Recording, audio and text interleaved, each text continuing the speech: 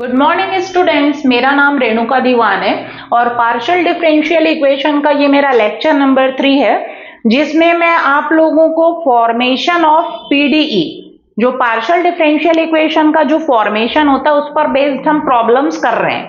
ठीक है, और ये आता है कुछ यूनिवर्सिटीज में, ये 2 नंबर या 3 नंबर में पूछा जाता है। मतलब एक पीडीई फॉर्म करो बोलेगा, उसमें ये नहीं बताएगा कि बाय एलिमिनेटिंग कांस्टेंट करिए या बाय एलिमिनेटिंग फंक्शन। तो formation of partial differential equation based question हम करने जा रहे हैं।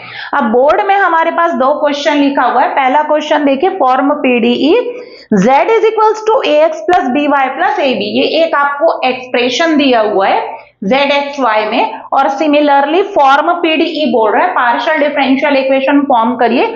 ये रहा दूसरा। तो 2 क्वेश्चन है। जो सेकेंड क्वेश्चन है इसको आप लोग सेल्फ करेंगे, या आप लोगों के लिए है, सेल्फ करिए और कमेंट बॉक्स में मेरे को इसका सॉल्यूशन बताइए। अब मैं पहला वाला क्वेश्चन करवा रही हूँ, form partial differential equation z is equals to ax plus by plus ab। यहां सॉल्व कर रही हूं, सॉल्यूशन नंबर 1, 2 आप लोग करेंगे। अब आपको जो कॉन्सेप्ट बता रही हूं उसको ध्यान से सुनिए। ये मेरा पहला क्वेश्चन है। आपको जो गिवन एक्सप्रेशन है उसे आप उतारिए। ये है गिवन इक्वेशन है, एक्सप्रेशन बोलना गलत है, इक्वेशन है, क्योंकि सब एक साइड में आएगा तो इक्वल्स टू 0 हो जाएगा। That means it is the equation. zxy में एक इक्वेशन दिया हुआ है और आपको पीडीई फॉर्म करने बोल रहा है। तो आप सबसे पहले जब आपके पास पीडीई फॉर्म करो आता है तो आप देखिए आपके पास 2 मेथड है पीडीई फॉर्म करने के, एक बाय एलिमिनेटिंग कांस्टेंट और एक बाय एलिमिनेटिंग फंक्शन। तो ये आपको डिसाइड करना है कि किससे बनेगा। तो मुझे ए भी दिख रहा है, इसका मतलब ये बाय एलिमिनेटिंग कांस्टेंट, कांस्टेंट को एलिमिनेट करके हमको पीडीई क्या करना पड़ेगा, फॉर्म करना पड़ेगा। पहले ये डिसाइड करिए कि किसका क्वेश्चन है, बाय एलिमिनेटिंग फंक्शन है कि बाय एलिमिनेटिंग कांस्टेंट। तो मैंने देखा कांस्टेंट है, इसका मतलब मेरा जो पीडीई फॉर्म होगा वो बाय एलिमिनेटिंग कांस्टेंट बनेगा। अब उसके बाद आप देखिए, उसमें भी आपने 2 पढ़ा है, नंबर ऑफ इंडिपेंडेंट वेरिएबल देखिए और नंबर ऑफ कांस्टेंट देखिए। तो यहां पर देखिए कांस्टेंट कौन है, कांस्टेंट तो a और b, 2 है, 2 कांस्टेंट्स। और इंडिपेंडेंट वेरिएबल कितने हैं, तो यहां पर z x y 3 वेरिएबल है, जिसमें z को हम लोग डिपेंडेंट वेरिएबल बोलेंगे क्योंकि वो x y पर डिपेंड कर रहा है। और ये दोनों जो है वो कैसे वेरिएबल है, x और y independent variable. Independent variable भी 2 है हमारे पास। तो कौन सा वाला केस है, कांस्टेंट भी 2 है और इंडिपेंडेंट वेरिएबल का नंबर भी 2 है। That means both are equal, number of constant and independent variable both are equal.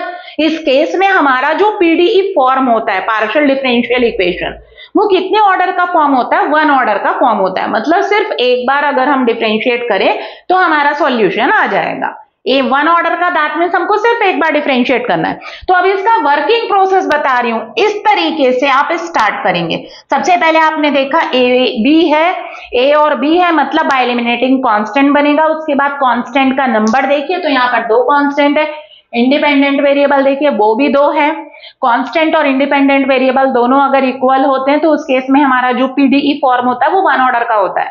1 order का मतलब एक बार डिफरेंशिएट करने से काम चलेगा।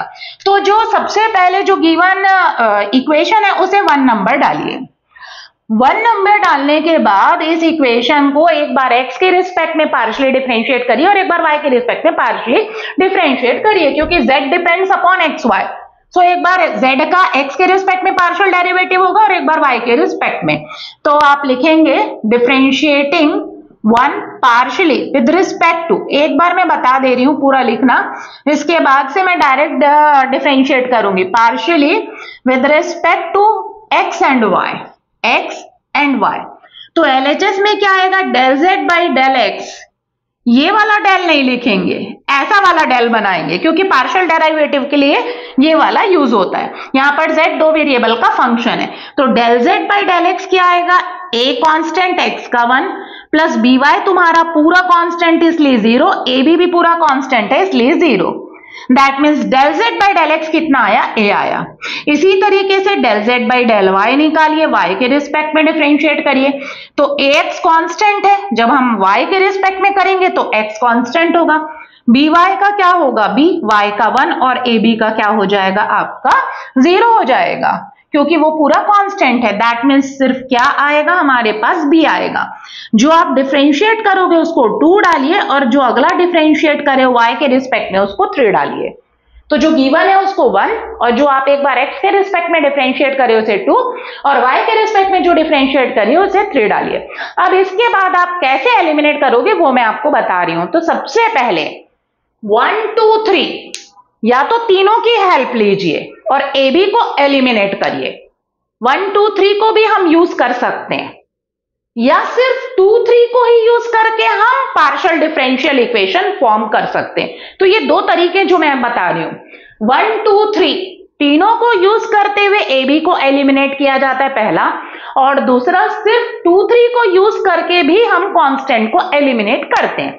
तो अब वो देखिए सिचुएशन डिपेंड करेगा सिचुएशन पर। यहां से ए निकल रहा है 2 से और इक्वेशन 3 से बी निकल रहा है। ए और बी को ले जाकर आप इक्वेशन नंबर 1 में रखेंगे तो ए बी एलिमिनेट हो जाएगा और हमारे पास पीडीई फॉर्म हो जाएगा। दैट मीन्स इसमें तीनों को यूज करना पड़ रहा है। कुछ क्वेश्चंस ऐसे भी होंगे जिसमें सिर्फ 2 3 के हेल्प से हमारा पीडीई फॉर्म हो जाएगा। तो चलिए put 2 and 3, put 2 and 3 in 1 में रखिए। तो यहां लिख रही हूं मैं z is equals to x as it is, a की value del z by del x plus y as it is, b की value del z by del y, ये हो गया, और plus a that means del z by del x और b that means del z by del y। ये जो value है उसको मैंने यहां पर रखा। अब मैंने आपको नोटेशन में पढ़ाया है del z by del x को हम लोग p से डिनोट करते हैं, del z by del y को हम लोग q से डिनोट करते हैं, फिर r s t, r होता है del 2z by del x square, t होता है del 2z by del y square और s जो होता है वो होता है mixed derivative del 2z by del x del y। तो आप रिप्लेस कर सकते हैं, z is equals to x, ये p हो जाएगा, ये आपका q y और ये p into q। That means z is equals to px plus q y plus pq और इसके नीचे लिखेंगे which is required partial differential equation. यही हमारा रिक्वायर्ड मतलब जो पूछा गया है वो पार्शियल डिफरेंशियल इक्वेशन है।